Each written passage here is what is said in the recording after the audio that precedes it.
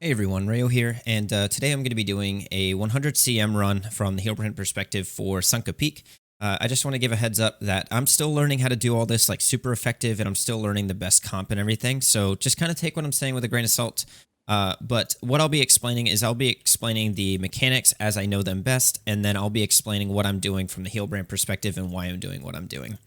So let's go ahead and get into it, and I guess just another disclaimer is, like I said, everything's still being developed, but I've been able to get through this consistently, so I want to put something out to at least have some sort of explanation of what's going on that you could probably put into your groups.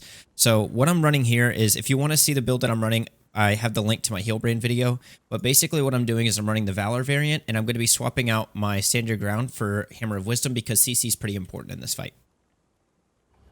And there's no need to boon stack here because...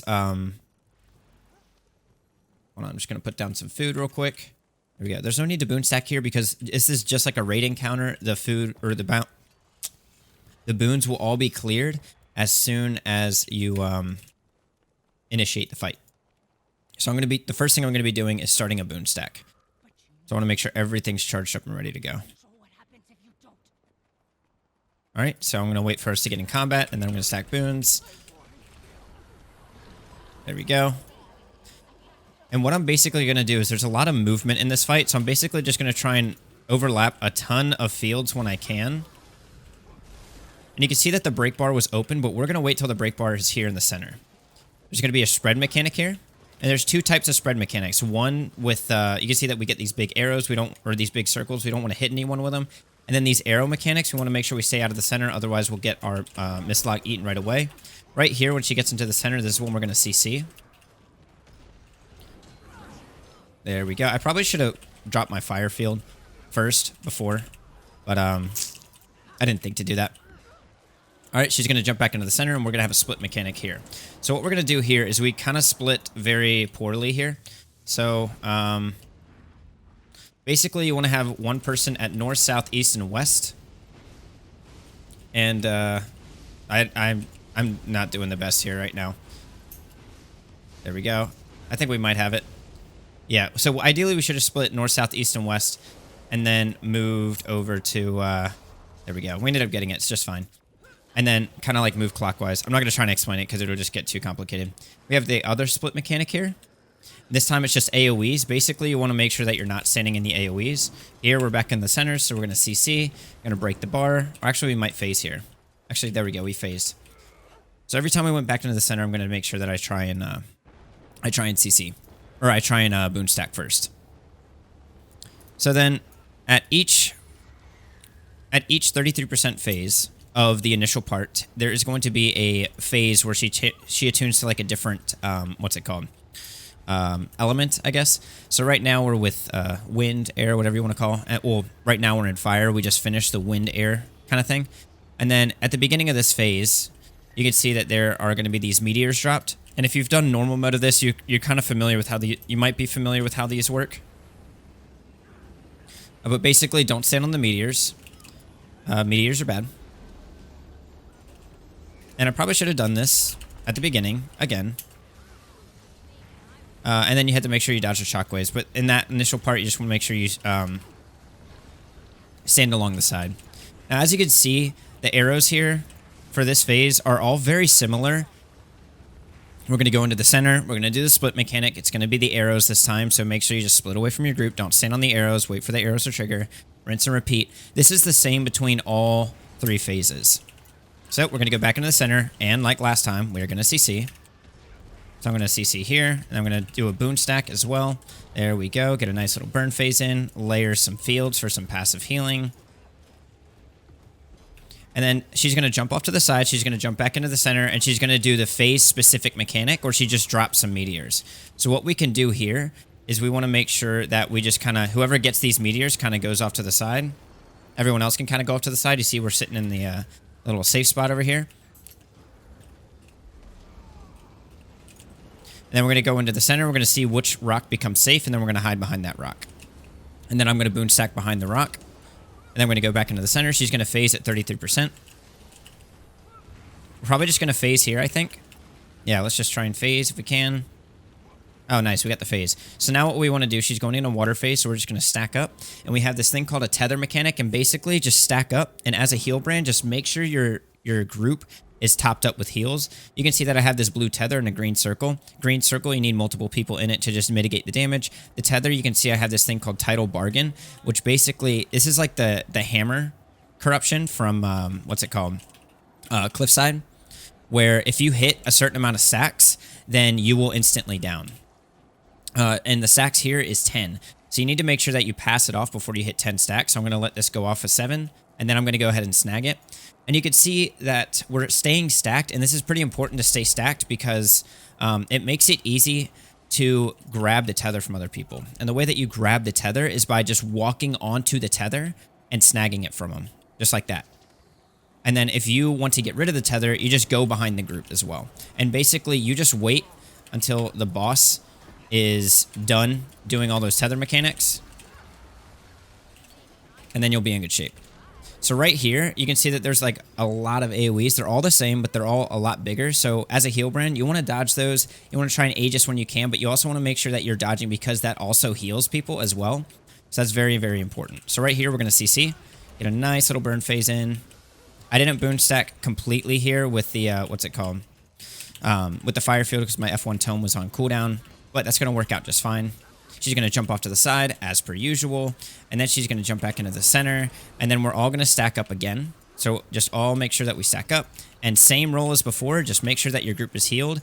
You have the added struggle here of being pulled into the center. You just want to make sure that you stand off of the AoEs. And then, okay, we need to get these reses. And you can see it's a little bit more difficult here because there's a lot more tidal bargains going on, as you can see. So you're getting more stacks a lot quicker. So it's part's a little bit difficult. But as long as you all stay stacked together, you'll be in good shape. And you can see I blew some of my mantra cooldowns, which isn't the best. But after that, it's just rinse and repeat. You're going to be going back to the center. Or not the center, the side. You're going to be taking it from there.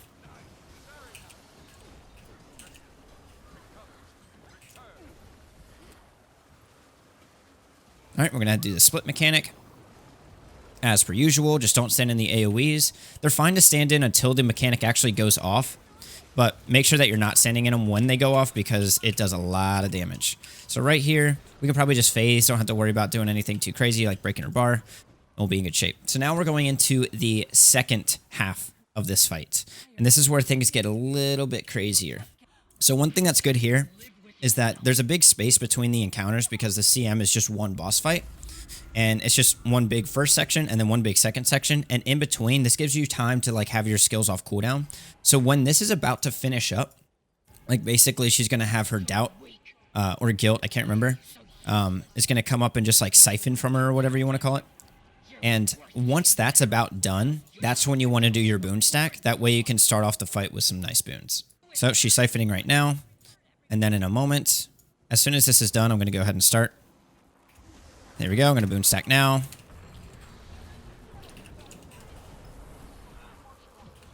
There we go. Just like that. And then it's the same exact thing here. Same exact thing. Except what's cool is these lasers, it looks very intense, but you can actually jump these lasers. They look like they're ground targeted lasers, but you can jump them. But this is virtually the same thing as the first phase. So she's, instead of going to the middle with the split mechanic, she's going off to the side with the split mechanic. So we just split off to the side. And then basically the way that we treated the middle phase here with the CC and everything, we're going to do the same exact thing here. All right, so what happened there is we ended up wiping, so we're going to be giving this a second attempt. But basically, you can kind of take everything here with, you can do everything from the first phase, apply all the same concepts, like where she CCs, where she does the split mechanics and all that stuff. Same exact way here. Same exact thing. So instead, this first, like 66%, she's going to be starting off to the side. I swapped off a staff way too soon. So we're lacking on might because I accidentally swapped off a staff. I did not mean to do that. Okay, so we're going to be doing the split mechanic. In the initial phases, normally she would be in the center doing this thing. So here she's off to the side doing this thing. So with the split mechanic and then the lasers, and then now we're going to CC. Okay. There we go. We got the CC. that time, that's what messed us up. We didn't get the CC, so we ended up taking a lot of damage because she does this follow-up AoE with like a big red circle that does an insane amount of damage. So you want to make sure that you get that AoE down. And then basically at 66%, she's going to be doing another mechanic.